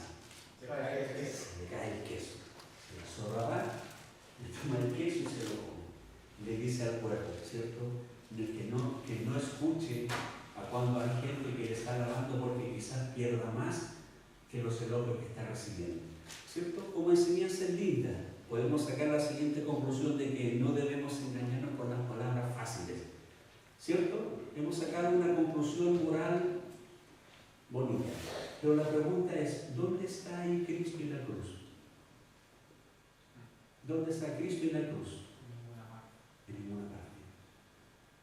Pablo dice que el mensaje, el corazón de su evangelio era la muerte, crucifixión y resurrección de Cristo. Ese siempre ha sido el corazón del mensaje de Pablo y ese ha sido el corazón de toda la predica. Hoy día, hermanos, escuchamos fabulistas de la palabra como mensajes preciosos al oído, pero Cristo no aparece por ninguna parte. Cada mensaje cristiano, directa o indirectamente, debe apuntar a la cruz y a la resurrección del Señor, hermano. Eso es un mensaje auténtico. Hoy día escuchamos mensajes lindos por todas partes, pero no estamos escuchando un mensaje sobre regeneración, sobre compromiso, ¿cierto? Sobre llevar la cruz. Fíjate, todas las cartas de Pablo y todas hablan de esto, ¿cierto? Identificarse con el Señor. Costumbres mundanas dentro de la iglesia, bueno, esto ya tiene cada uno de nosotros nuestras propias opiniones, ¿no? Todo lo que sale de Dios dentro de las iglesias lo hemos cristianizado y al servicio del Señor. Yo creo que si Pablo se dio una vuelta por acá, o Pedro, ¿cierto? Nos pegarían unos cuantos tortazos, ¿cierto? Y pondrían las cosas. Yo creo que los expulsaríamos de la iglesia. Yo creo que a Pedro, a Pablo, a Timoteo, esto los expulsaríamos. No es sacerdotes necesitamos también viviendo nuestra religión, ¿no? También tenemos falsos maestros, por supuesto, que irán de acuerdo a sus propias concupiscencias, como dice la palabra. Ellos enseñarán de acuerdo a lo que ellos quieren ganar y lo que quieren escuchar. También habrá blasfemias contra el Espíritu Santo. Hoy día, hermano, hay muchos avivamientos totalmente satánicos, anticristianos, y decimos que vienen de parte del Señor. Cuando nosotros, cuando el Señor Jesús, te acuerdas de la blasfemia del Espíritu Santo, dice: todo aquel que blasfemare contra el Padre, contra el Hijo, tiene perdón, pero el que blasfema contra el Espíritu Santo no tiene perdón en este siglo. ¿Y cuál era el pecado? Que Jesús había estado haciendo cosas en nombre del Padre, y los fariseos dijeron que actuaba en nombre de Satanás. Ese era un pecado. Hoy día es al revés. Hacemos cosas bajo el poder del mal, ¿cierto? O hacemos prácticas anticristianas y le ponemos el sello del Espíritu Santo. Ese también es una blasfemia contra el Señor.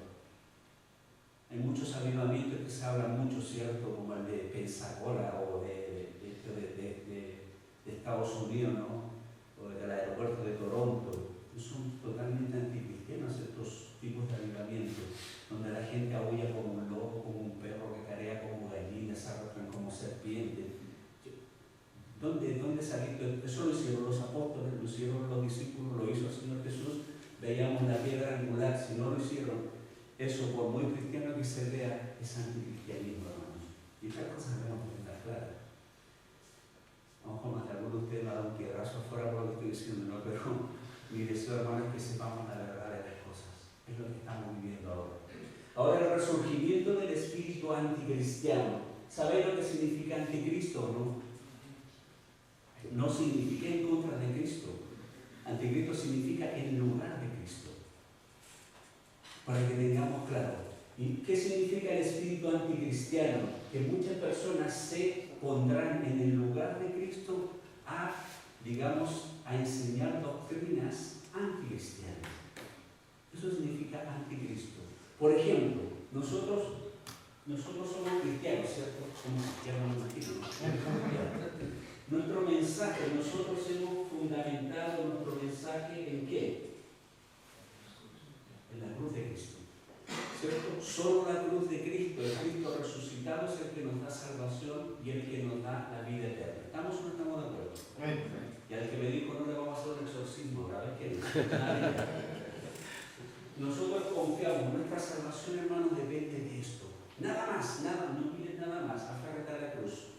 Cuando llegues un día al cielo y el Padre te pregunta: a ver, Fernando Besa, ¿por qué yo te tengo que admitir aquí? Yo le diré: Señor, vengo con mis manos vacías, excepto con la sangre de Cristo. Eso es cristianismo auténtico. Pero ¿qué pasa si yo te digo a ti, hermano, para ser salvo, no solo debes creer en la cruz, sino que también debes peregrinar una vez a Cartepera para que seas salvo? ¿Qué estoy haciendo yo? Ya me estoy convirtiendo en un anticristiano, porque estoy dictando una doctrina que no es bíblica. Cuando yo te digo, no vas a la cruz, sino que ahora debes tener otra unción especial, que solamente yo la conozco, me estoy convirtiendo en ¿qué? En un anticristiano. Cuando yo te digo, hermano, no vas a la cruz, sino que también tienes que diezmar todo tu dinero a la iglesia, te pongo un ejemplo, me estoy convirtiendo en ¿qué? Cuando a la cruz le agrego o le quito, ya me convierto en un espíritu anticristiano. Y hoy día hay muchos ministerios que ya no basta la cruz, sino que hay que hacer lo que el líder, ¿cierto?, determina por lo que ellos dicen. Vamos bien, ¿no? ¿Ah? Señor, me encanta este pueblo así. Y el renacer de la doctrina y la obra nicolaíta. A ver si voy a hablar en Apocalipsis 2. ¿Quién tiene Apocalipsis 2, 6 y 15?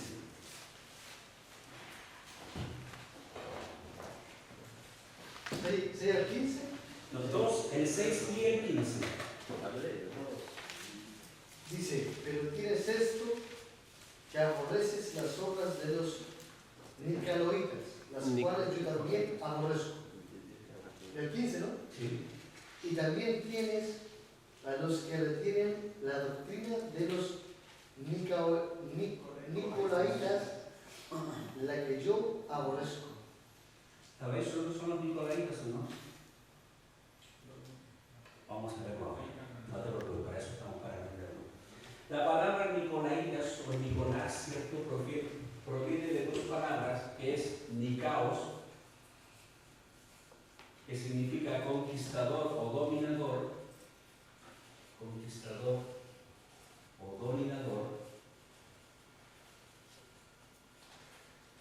y de Laos, que significa pueblo. Entonces, ¿qué significaría nicolaita? ¿Eh? Conquistador del pueblo. Pueblo conquistador o dominador. Ya, significaría cierto pueblo conquistado o pueblo dominado. ¿Y a qué se refiere esto? Como aquí no es adivinanza, lo vamos a ver. Esto se refiere cuando en la iglesia, ¿cierto?, hacemos estructura donde aquí está el clero, ¿cierto?, y aquí están los, ¿quiénes? Los laicos. Cuando separamos la iglesia entre una élite gobernante, los ungidos, ¿cierto?, los que están arriba, los intocables, y abajo está el resto del pueblo. Esto lo vemos en la iglesia católica mayormente. Aquí están todos, ¿cierto?, la curia romana, y aquí abajo está el pueblo, el laico, laicos. Esto lo vemos en la iglesia cristiana también. Aquí están los ungidos, los profetas, los adoradores, los salmistas y toda esta fauna que se mueve, y el que está abajo, el que no hace nada, ¿cierto?, es simplemente el resto del pueblo. En la iglesia cristiana, hermanos, jamás existió esto. Todos los hermanos tenían un sacerdocio universal. Todo creyente, aunque sea nuevo, tiene un sacerdocio universal y todos están al mismo nivel sirviendo al Señor. Lógicamente que en una iglesia hay responsabilidades, por supuesto, no tiene que haber un dirigente, una clase que dirige, ciertos hermanos que tienen la misión de supervisar, eso es verdad. Pero cuando yo me pongo en este nivel, ¿cierto?, de que yo soy el super ungido, estoy siendo un nicolaíta. En una iglesia era una doctrina y en mi iglesia en otra era una obra. Es decir, nosotros somos los super ungidos y ustedes abajo son lo que sobra de la obra. Esta es la obra nicolaíta que el Señor dice ahí, no, aquí soy todos vosotros iguales, porque todos habéis sido comprados por la misma sangre. Cuando hacemos separación entre unos y otros, estamos siendo, y esto ya lo vemos, en muchos ministerios hay los super ungidos que tienen que pedir hora para llegar al que está arriba, ¿cierto? Y te la dan un año más. Cuando nosotros deberíamos tener acceso los unos a los otros, ¿cierto?, para conocer el Señor y solucionar y recibir consejo. ¿Hemos quedado claros? Amén. Hemos aprendido algo de la. ¿Seguimos avanzando, hermanos? Bien, aquí estamos terminando. Aquí tenemos dos buenos consejos paulinos y apostólicos. Tú, hijo mío, esfuérzate en la gracia que es en Cristo Jesús. Procura con diligencia presentarte a Dios aprobado como obrero que no tiene de qué avergonzarse. ¿Y qué hace? Que traza bien la palabra de verdad. Veíamos acá el ejemplo de construir sobre la piedra angular. Construir sobre lo que construyeron los apóstoles y lo que construyeron los profetas. Y el corazón del evangelio que predicaba el apóstol Pablo, porque primeramente os he enseñado lo que asimismo recibí, que Cristo murió por nuestros pecados, conforme a las Escrituras, y que fue sepultado y que resucitó al tercer día, conforme a qué? A las Escrituras. Este es el corazón del evangelio que el apóstol Pablo siempre predicó. Y nunca renunció de su Cristo, ¿cierto?, muerto, sepultado y resucitado. Ese fue siempre su mensaje, en todo lugar y en todo tiempo. Así que, hermanos, como decía el profeta, a la ley y al testimonio. A la ley, que es la palabra de Dios, y al testimonio, que es el pacto de Dios. Judas decía, combatamos ardientemente por la fe. Daniel el profeta decía, más el pueblo que conoce a su Dios se esforzará y actuará. Y el apóstol Pablo dice, amados, prueben a todos los espíritus. Seguimos avanzando. Y esto ya lo dice antes. Preguntas. Con esto terminamos, después vamos a tener un tiempo de una canción de adoración donde estamos acá. Me gustaría después que oráramos los unos por los otros como varones. Ya esta es la última ponencia, hermano. Me gustaría saber si hay alguna pregunta, no de la torrada, no sé los ingredientes, pero sí del estudio que hemos estado haciendo. Tenemos un gran desafío como varones, ¿cierto? Y esto nos motiva, porque todavía hay un mundo que tiene que conocer al Señor. Aquí hay libros también de nuestro hermano Bayo, muy buenos libros que yo los recomiendo. O quedaron con todas las dudas, o quedaron con todo resuelto. Hay una Bien. ¿Sí? hoy en día actualmente pues hay tipos de espadas, pues, las las nuevas revelaciones. Yo creo que tiene que ver con todas las cosas.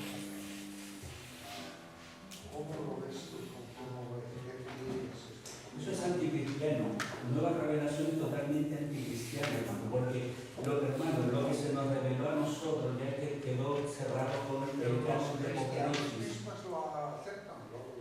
Hay doctrinas aquí donde se sujetan a esto y dicen que sí, hay nuevas revelaciones. ¿Qué dice el profeta? ¿El pueblo perece por?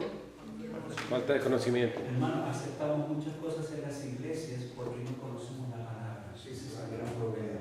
No conocemos la palabra. Cualquier cosa que nos metan la vamos a creer porque no conocemos la palabra. Si conociésemos la palabra, no nos meteríamos los dedos a la boca y no aceptaríamos revelaciones. Porque todo, hermano, lo que tenemos que saber, que el Señor ya lo escribió en la Biblia.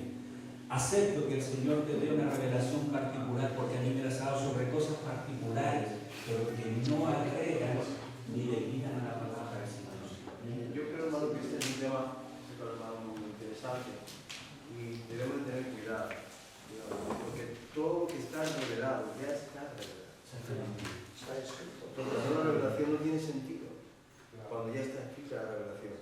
Y sacar una revelación nueva, podemos cometer el error de la falsa doctrina o imponer una doctrina. Claro. Tenemos que tener cuidado en este asunto. Todo está revelado. Los que se denominan como continuistas, entre ellos, hay muchos que creen en estas nuevas revelaciones.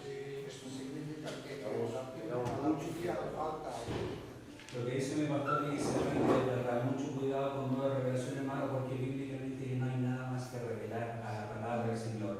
Y revelar algo, volvamos al espíritu anticristiano, cuando le quites a la cruz o le agregues a la cruz, estamos con Todo tiene que estar basado en la doctrina y en la doctrina de los apóstoles, y que la Biblia ha hecho. Claro, Ahí está está. fundamentado. Ahí está.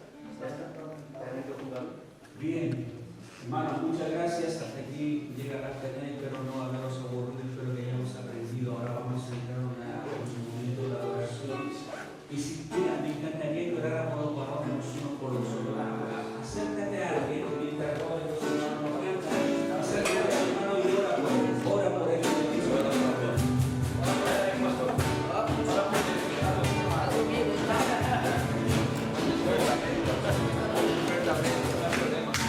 Jehová es Dios, mi salvación.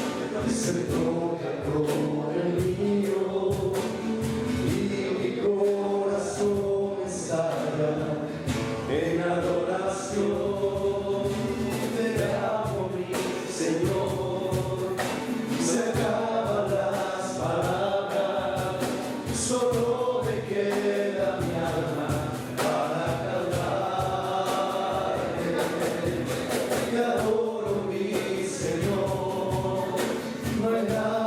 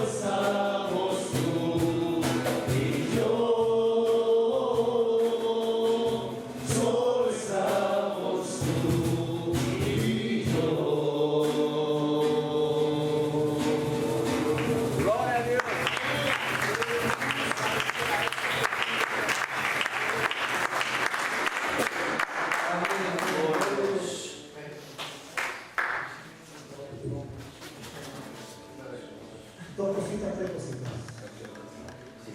Uno, darle las gracias a Fernando por su trabajo con las ponencias, porque siempre he estado dispuesto a enseñar. Darle las gracias, Señor, a los varones de la Iglesia Murillo, que gratamente nos han sorprendido con su presencia. Gloria Gloria a a Dios. Amén. Es un desafío para nosotros, ya que constructores del reino, con su presencia, adquieren un compromiso con cada uno de ustedes. Amén. Quiero que ese compromiso sea recíproco. Necesitamos de vuestro apoyo, como ustedes también queremos que se apoyen en nosotros. Amén. Queremos ser de edificación para sus vidas, como ustedes son de edificación para la nuestra. En especial a quienes tienen ministerio en nuestra iglesia, como en Lucas, como Cristian, que trabaja con niños, Lucas, que trabaja con matrimonio, y con los jóvenes también. Cuente con nosotros, queremos apoyar a su crecimiento, porque son elementos de impacto dentro de nuestra iglesia. Están trabajando con hermanos, tienen una responsabilidad y queremos apoyarlos, que desarrollen su ministerio. Al resto, que también que se apoyen en nosotros en desarrollar su sacerdocio, ¿ya? Recuperar el altar de adoración con el Señor, ser cabeza en nuestros hogares, ¿ya? Porque así seremos de bendición para nuestras mujeres, para nuestros hijos. Darle las gracias a Pastor Samuel, a Pastor José. Gloria a Dios. Gracias por su consejo, lo tendremos en cuenta. Pastor José me comparte que está siempre apoyándonos, está contento con esto, pero necesitamos hacer un trabajo de agenda, ¿ya? Porque no queremos duplicar el trabajo, ¿ya? Tenemos que ser sabios nosotros también. Entonces hemos adquirido un compromiso de trabajar la agenda del 2018, ¿ya? Porque la agenda de este año ya está, ustedes ya la tienen bosquejada, ya la tienen preparada. Entonces no queremos chocarnos, ¿ya? Y no queremos duplicar y confundir a los varones de nuestras iglesias, ¿ya? Entonces, gracias por vuestro consejo, pastor, lo tomaremos en cuenta y nos reuniremos con ustedes para preparar la agenda del 2018, ¿ya? Para que la participación sea mayor. Sabemos que chocamos con las agendas vuestras. Hay dos iglesias amigas que no han podido asistir por lo mismo. Entonces tenemos que ser sabios, inteligentes, administrar el tiempo y poder programar actividades para que todos nosotros podamos asistir. Una invitación especial para que vayan guardando un tiempo es el próximo encuentro de iglesias de Mallorca, varones de la iglesia de Mallorca, que será el 20 y 21 de mayo en el Hotel Horizonte. Aleluya. Ya esta semana o la próxima semana ya tendremos el afiche. El tema es sanidad en las relaciones. Los pastores exponentes son el pastor Rafael y Raúl de la O y David y D'Alessio Aguilar. ¿Ya? Serán 2 días, 2 ponencias, 2 talleres, así que el valor son 75 euros, habíamos dicho, así que vayamos haciendo una hucha, ¿vale? Para que podamos participar de este evento, poder apoyar el trabajo que partió hace 2 años en la Iglesia de Cristo Vive y este es el tercero y seguirá siendo más. Recibirán el correo con todo el material y mucha información la que hemos recibido. Una vez que la dijeran, pueden pedir apoyo a través del mismo correo que será de Constructores del Reino y nosotros estaremos atentos a resolver vuestras dudas. ¿Ya? Fernando estará muy atento a poder responder todas esas dudas, dar explicaciones, dar apoyo. ¿Qué más? Bueno, darle las gracias al grupo de Alabanza. Amén. Aleluya. Que siempre nos ha apoyado desde el principio. Gracias, Pastor Samuel, sus varones, muchas gracias. Ángel, un honor tenerte aquí. Y al equipo, gracias. Gloria a Dios.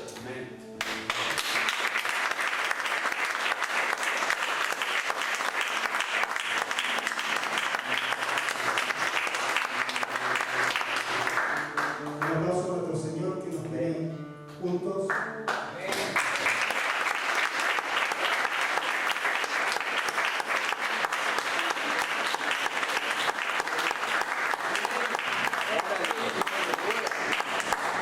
Marcos, bienvenido. Esperamos seguir conociéndote, seguir teniéndote en nuestras reuniones. Hermano, bonjour. Amén. Gloria a Dios.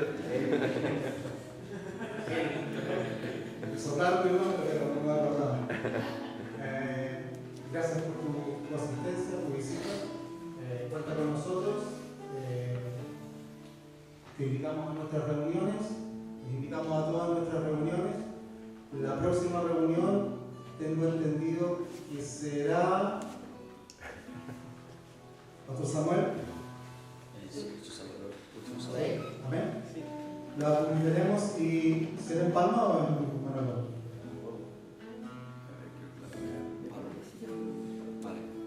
Quiere que haga las dos, después de una, ir a la otra. Ah, perfecto, vale, ok. Bueno, informaremos con tiempo de la próxima reunión, que será el último sábado de este mes. Más actividades no tenemos, la próxima será la de mayo. ¿Ya? No lo queremos avanzar, intentaremos hacer un próximo retiro después de septiembre, mediados de octubre, una cosa así. Una vez que ya tengamos quienes trabajamos en pastelería un poco más relajados, saliendo un poco de la temporada y podamos preparar por tiempo algo especial para vosotros. Así que atento a nuestro WhatsApp, a nuestro correo, porque necesitamos de ustedes y nuevamente gracias a Dios por tenerlos aquí. Amén. Que tengamos un buen tiempo de respuestas. Seguro, seguro. Estoy seguro. Y quienes regresen a casa hoy, quiero pedir un favor. Tenemos basura que llevar al contenedor, al punto verde. Si podéis coger una bolsita de regalo que tenemos acá, es un souvenir que se pueden llevar y así nos ayuda porque también parece que pasa el lunes y no queremos dejar ninguna suciedad aquí. Lo otro, después de la torrada hay una mesa de testimonio que queremos saber, es un poco una encuesta de lo que hemos vivido. ¿Ya? Vayan pensando en qué sugerencias nos pueden hacer, evaluar el recinto, la alimentación, los tiempos de taller, el contenido. Vayamos pensando, vamos viendo si son adecuados,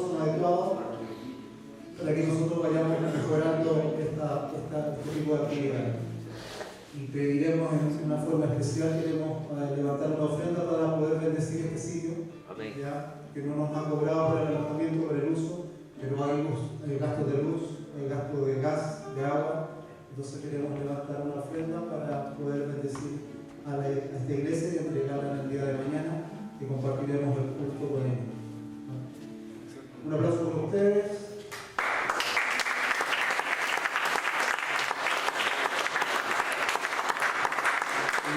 Nos vemos en nuestra próxima reunión con algunos en nuestra iglesia y con otros algún fin de semana. Amén. Gracias y una alabanza y preparamos aquí para aprender. Nos juntamos la gente de